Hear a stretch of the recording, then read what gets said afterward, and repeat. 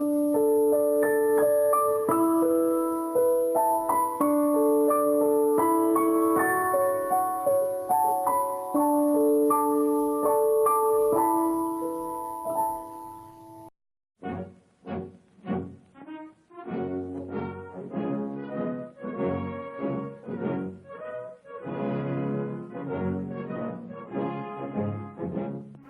collègues de l'enseignement supérieur privé et public, chers étudiants, bacheliers et professionnels, chers compatriotes, nous prenons la parole à l'occasion de la fête du drapeau pour saluer tous les Haïtiens et leur rappeler au rendez-vous de l'histoire. Une histoire riche en épopées, riche en dignité, riche en souvenirs inoubliables. Une histoire qui offre en exemple le modèle de la liberté véritable, où tous sont égaux pour aspirer et concrétiser leurs rêves dans un arc-en-ciel pluriculturel comme nationaliste et comme citoyen du monde.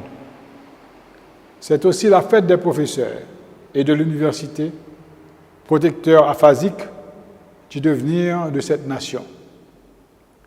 L'Université GOC célèbre avec vous cette fête historique dans une dimension nouvelle qui éveille la conscience nationale, l'âme de chaque Haïtien face à ses responsabilités citoyennes pour assurer l'avenir du développement de notre civilisation. Ce n'est pas une fête ordinaire, c'est un moment historique qui nous porte à apprécier le cheminement parcouru pour faire le bilan de nos conquêtes et de nos échecs au carrefour du changement, où pointe timidement l'aurore de l'émancipation et du progrès incontournable. Notre drapeau est le symbole de cette liberté qui anime chacun de nous, en nous rappelant à rester solidaires, pour construire et non pour détruire, pour débattre et non pour combattre, pour apprécier et non pour dévaluer, pour défendre et non pour oppresser, pour aimer et non pour haïr. Notre drapeau est l'affirmation de notre identité patriarcale qui contribue et brille au cœur des nations. Notre drapeau est l'essence de nos racines et de notre évolution.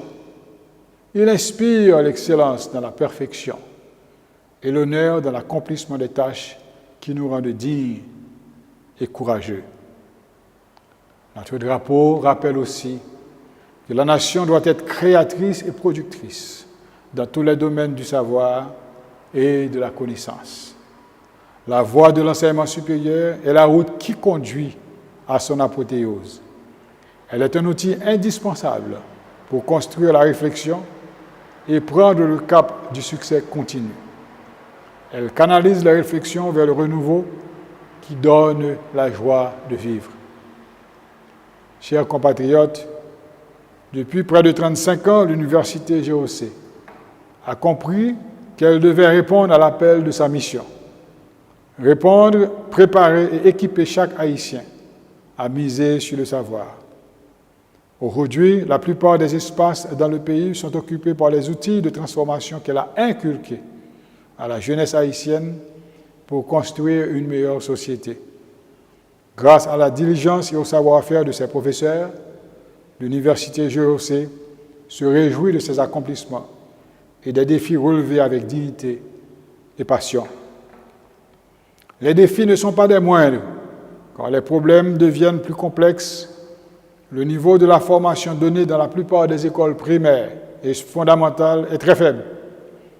L'université doit être créative et prête à s'adapter aux changements pour produire des résultats d'excellence dans la compétitivité et l'opportunité pour tous.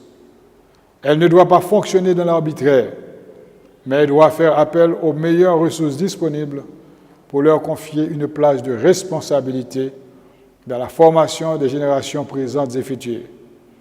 Elle doit s'engager avec les autres partenaires de l'enseignement supérieur pour construire un véritable consortium et maintenir l'équilibre social, inculquant une formation éclairée de la licence à la maîtrise, de la maîtrise au doctorat, du doctorat à l'éducation continue. Le développement endogène du pays passe par la qualité de l'enseignement supérieur. C'est pourquoi j'invite tous les secteurs partageant la même passion à se joindre à nous pour construire une véritable organisation avec des conditions de travail conformes aux valeurs universellement reconnues qui favorisent la recherche, l'information et le débat. Chaque université, étant donné son champ d'activité, de recrutement et de débouchés, peut élaborer une politique qui combine de manière originale ses objectifs. C'est la responsabilité propre de chaque établissement d'apprécier ses besoins avec les milieux professionnels sans que les appréciations des milieux professionnels s'imposent de leur autorité. Si finalement la créativité conduit à introduire simultanément plusieurs stratégies de changement, l'ensemble du monde universitaire y gagnera. Chers compatriotes, les efforts que nous avons toujours prônés sont de taille, car ils évoquent la conscience haïtienne à travailler à partir de ses propres ressources, développer son sens de créativité dans la culture nationale et conjuguer l'effort de tous ses fils à maintenir avec dignité sa souveraineté. Le savoir doit contribuer au bien-être et à la prospérité collective. De même, la connaissance vise également à comprendre l'être humain et tout ce qui le caractérise, son univers, son environnement, ses productions artistiques, etc., dans un contexte de liberté et de développement de la pensée critique. L'université, et c'est ce qui la distingue des autres lieux où se développe le savoir, ne vise pas seulement les effets économiques de la connaissance et n'obéit pas exclusivement au principe du rendement. Il importe, plus que jamais, de souligner qu'éduquer appelle étymologiquement une sortie hors de soi. Notre mission éducative s'applique aux personnes, certes, mais à la société elle-même, que l'université a le devoir d'amener plus loin que la réalité immédiate ou à court terme. Cette conception du savoir exige des institutions qu'elles valorisent le travail intellectuel et les conditions de son exercice, non seulement dans le discours, mais bien par leur pratique. Chers compatriotes, l'État doit prendre toutes les dispositions pour créer un ministère de l'enseignement supérieur et de la recherche, dans le but d'encadrer les universités privées et publiques, à cheminer vers la globalisation et à doter les jeunes universitaires des moyens de devenir compétitifs à tous les niveaux du savoir. Ce ministère apolitique aura pour mission de s'occuper uniquement de l'enseignement supérieur et travailler de manière à lui doter de tous les instruments lui permettant de répondre favorablement aux grands défis qui attendent les professionnels appelés à contribuer à l'innovation et à l'évolution.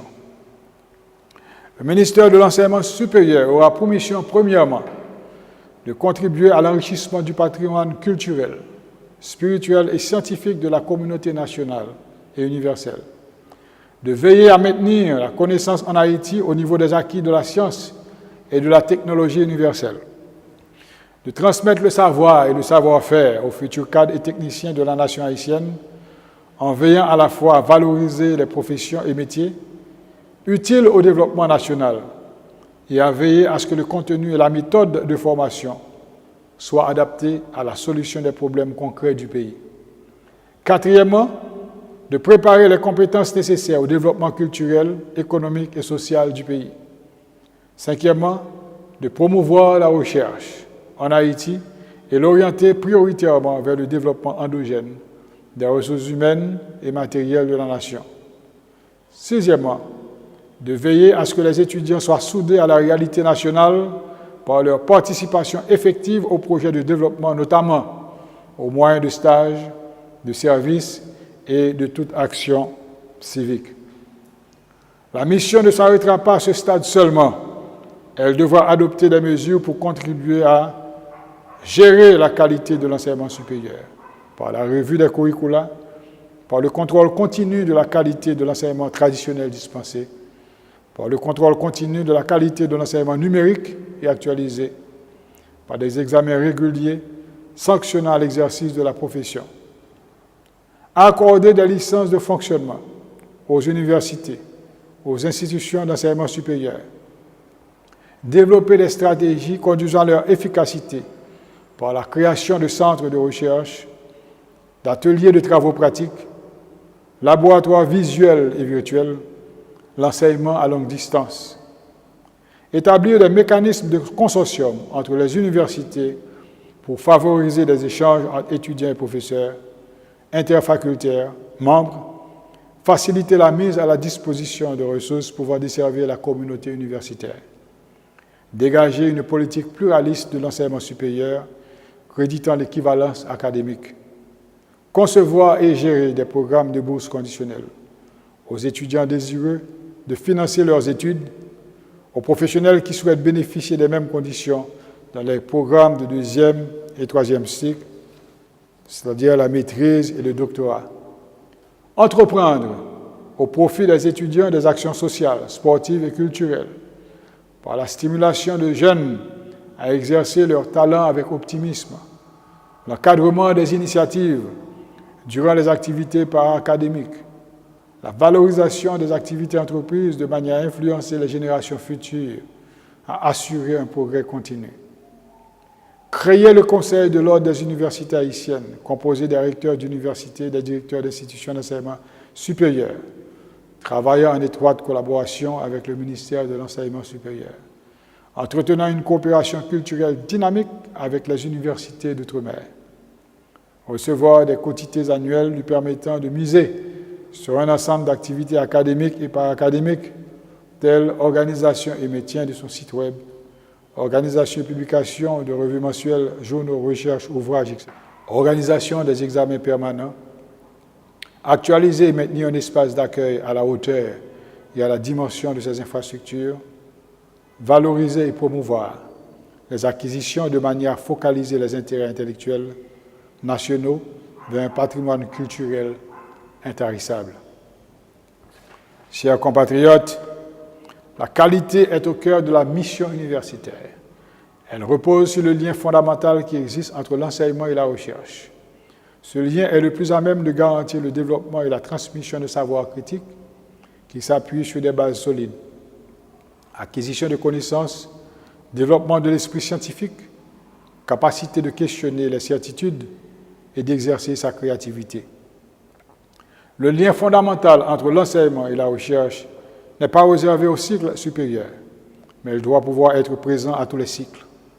Dans la mesure où la recherche contribue à la formation de base des étudiantes et étudiants, où l'université a la capacité d'évaluer les connaissances et au développement de l'autonomie intellectuelle, qui constitue désormais une exigence incontournable, mesure qui conduira au développement de la capacité des individus à s'adapter tout au long de leur vie professionnelle. La qualité de l'enseignement supérieur repose aussi sur la pertinence et la diversité des programmes d'études et de recherche proposés, sur l'offre de formation qui permettent aux étudiantes et étudiants de s'adapter à des besoins changeants et de se renouveler, sur les qualifications et les conditions de travail des professeurs, sur l'encadrement et les conditions d'apprentissage pour les étudiantes et les étudiants. La qualité de la recherche universitaire dépend de plusieurs facteurs, mais essentiellement d'un environnement de travail propice à assurer aux personnes engagées dans la recherche des conditions nécessaires à l'exercice de la créativité, de la rigueur scientifique et de la pensée critique.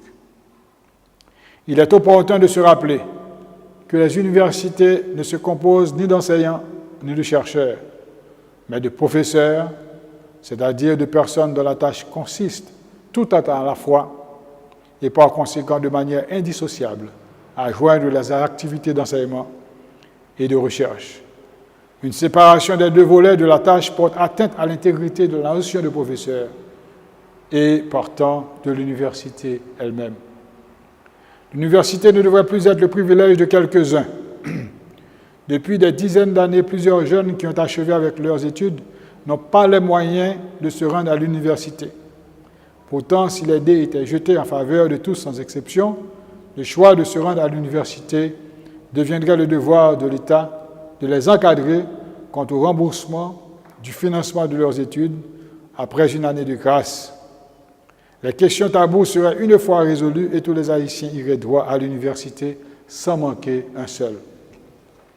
L'accessibilité est une responsabilité partagée entre bénéficiaires et promoteurs.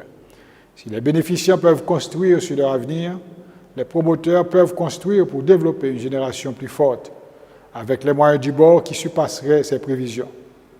Cela signifierait que l'on consente aux universités des moyens et des ressources suffisantes pour assurer la diversité des programmes sur l'ensemble du territoire d'une part, et d'autre part, en fonction des créneaux spécifiques de chaque établissement.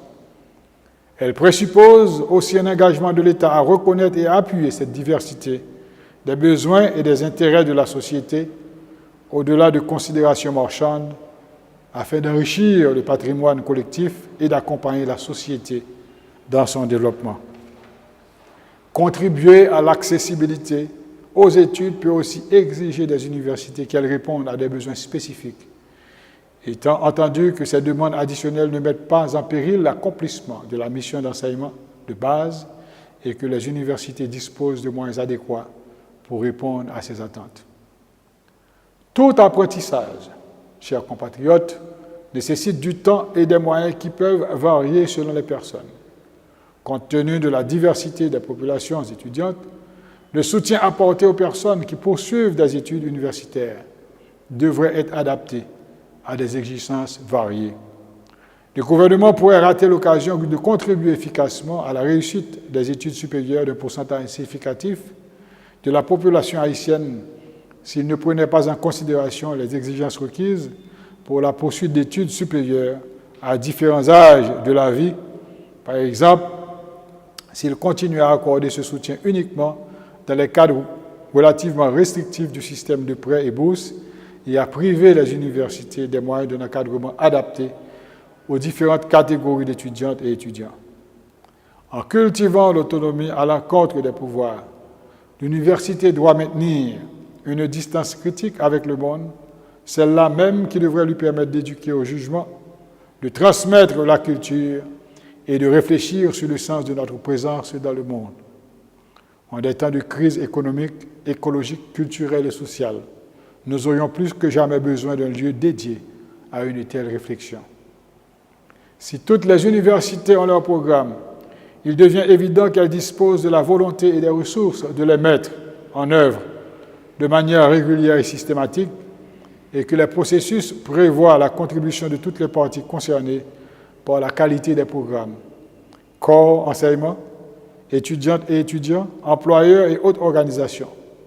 Les programmes existent pour répondre à des besoins précis, certes, mais aussi pour développer l'esprit critique en regard des demandes sociétales et permettre l'évaluation de leurs conséquences sur la société à court ou à moyen terme, ce qui constitue leur coloration proprement universitaire.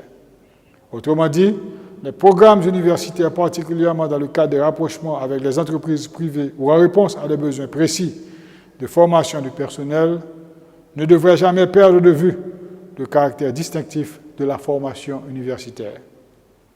Celle-ci vise, certes, l'acquisition des connaissances, mais aussi à en dégager le sens. En clair, cela signifie que dans une université, on ne fait pas qu'enseigner la grammaire française, on a sorti cet enseignement d'une perspective sur l'histoire de la langue ou sur les incidences idéologiques. Tout programme universitaire devrait, lorsque cela convient, inclure cette dimension essentielle. Chers compatriotes, l'intervention immédiate est à souhaiter si on ne veut plus sacrifier les jeunes à recevoir une formation mitigée. Sur un échantillonnage de 300 étudiants finissant dans la plupart des universités du pays, 90% n'arrivent pas à exprimer leurs idées. 80% ne savent pas écrire correctement un rapport. 70% deviennent des agents de chantier sous supervision, alors que moins de 5% peuvent occuper des espaces de bureau. 85% n'ont pas la formation qu'il faut pour être à la hauteur de leur mission. Un diplôme doit pouvoir se nourrir d'une équipe enseignante impliquée, qui mobilise des connaissances nouvelles produites au travers de son activité de recherche. Cependant, ce diplôme doit être aussi une réponse à une attente. L'université doit avoir les mérites qui lui reviennent de droit. Il ne peut y avoir de société sans le support de l'université. Elle est le dernier espace et des saines réserves capables de contribuer à tous les niveaux sur les problèmes d'actualité.